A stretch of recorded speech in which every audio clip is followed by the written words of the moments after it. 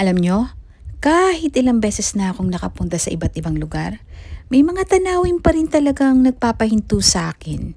At isa na rito ang Victoria Harbor.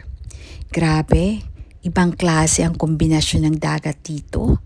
Mga matatayog na gusali at yung mga energy ng lusod, parang bawat tingin mo may bago kang mapapansin. Ako nga pala si Tita Lala at mahilig talaga akong maghanap ng mga lugar na hindi lang maganda sa picture, kundi yung ramdam mo rin ang kwento at vibe ng isang lugar. Dito sa Victoria Harbor, parang sabay mong makikita ang modernong buhay at ang kasaysayan ng Hong Kong.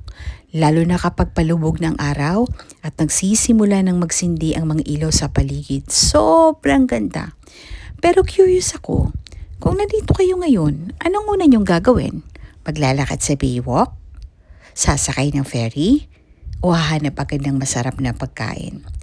Comment nyo sa baba dahil gusto ko ring malaman. At kung may lugar pa kayong gustong puntahan ko at i-share, sabihin nyo rin. Ako si Tita Lala at samahan nyo ako sa iba't iba pang mga lakad at kwentuhan sa susunod nating adventure.